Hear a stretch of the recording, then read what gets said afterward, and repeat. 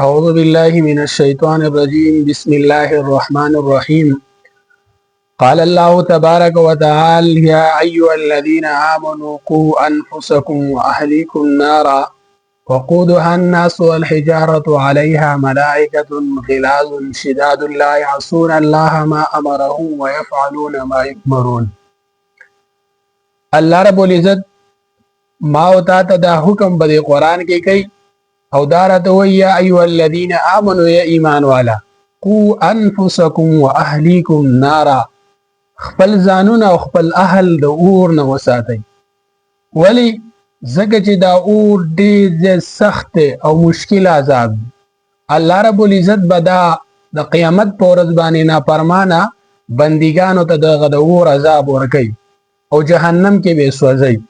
وس دغه زما استاد لپاره د قیامت په ورځ باندې ډېره لویه شرمندګي ده چې په دې دومره ډېر غټ او په زیاتو مخلوقاتو کې چې کومه دی ما ورته راونیسي د ګناهونو په وجه باندې او موږ جهنم ته ولېږي او هلته م سوځوي.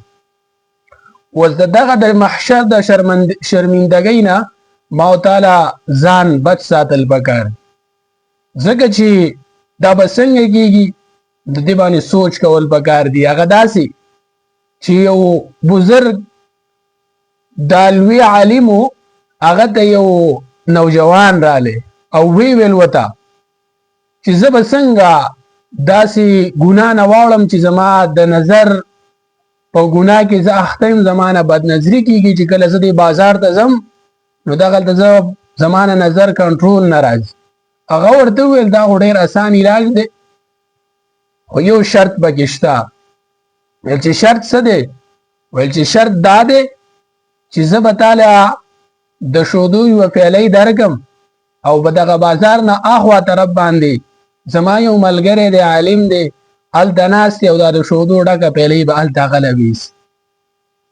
خو یاد ساته په دې کې بل شرط هم دا دی چې چېرته به هم د دې نه یو ګوټ دا نه توی کې روغه پیالی به بلکل هلته رسې زما ملګري ته او چې کله دې دا شرط پوره کو نو راشه بس بیا زه تا ته طریقه درښیم دی به ته چې کومه دی د دې ګناه نه واوړې. هغه ویل ټیک ده، ویل دې ته خو زه تابعدار یم، دا خو ډېر اسان کار دی، ستا شرط زه منم.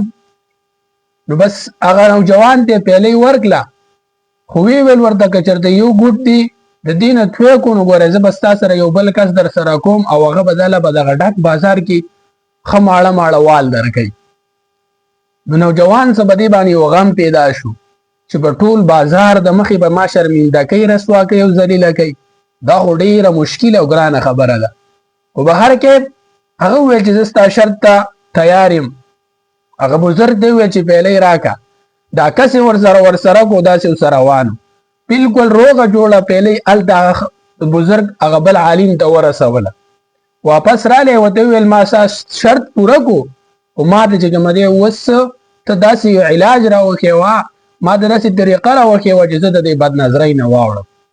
هغه ورته وویل زه ستا نه دا تپوس کوم چې تا خو د دې نه یو ګوټ هم نه دی توی کړی، روغه پیالی دې هلته رسولي، خو لیکن تا به دې بازار کې داسې څوک لیدلي چې تا پې نظر لګېدلی؟ ویل نه.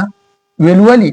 ویل په بازار کې ما ځکه دې ته نه دي کتلي خلکو ته، زما نظر هلته نه دی چې ما نظر به د خپله پیالۍ باندې چې زما نه دا توی نه شي او داسې نه چې دا کم کس چې په ما پسې را روان دی او دا زما بېعزتي ونه کړي، ځکه چې ډېر زیات خلک دی او د دې ټولو خلکو د مخې به زما بېعزتي کوي، شرمندګي کوي، زه خو د دې نه یېرېدم.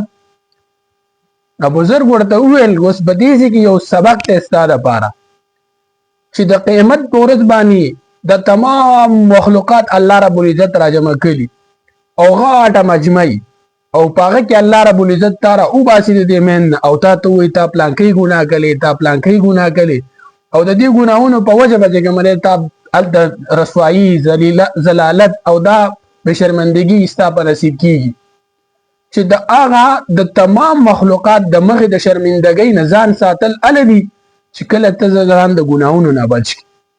وایي ځکه چې دا بزرګان عالمان دې چې کومه دی د ګناه نه ځان ولې ساتي؟ وایي د دې نه ځکه ساتي چې موږ ګناه وکړو نو زموږ نه به دا پیالی توی شي او چې کله زموږ نه پیالی توی شي د دې ګناه په وجه باندې نو د قیامت په ورځ به الله رب العزت موږ په هغه باندې رانیسي. نو پکار ده چې مونږ په دې باندې سوچ وکړو، خیال وکړو، فکر وکړو چې مونږ د قیامت د هغه ضلالت او د هغه رسوایی او د شرمندګۍ نه ځان بچ کړو. او دا به په کوم صورت کې؟ دا به په هغه صورت کې چې ما او ته دلته وړه ګناه که غټه ګناه که د شپې ګناه که د ورځې ګناه که هغه د پیسو ګناه یا که د لاسونو جسماني ګناه، هر قسمه ګناه نه چې ما او ته ځان بچ وساتو، نو بیا به مونږ د قیامت په ورځ باندې دغه شرمندګۍ سره نه مخامخ کیږو، بلکې زما استاد لپاره الله رب العزت مونږ ته دایره سلوز وعده کړې ده چې الله رب العزت وایي چې ته ماته کامل مؤمن او سلامت راشه زه به تعالی جنت درکړم. نو چې کله مونږ کامل مؤمن او سلامت شو د ګناهونو نه علی به الله رب العزت مونږ له خپل وعده تر سره کوي. نو پکار ده چې ما ته په خپل ژوندۍ باندې نظر واچو او د ګناهونو نه پرهیز وکړو.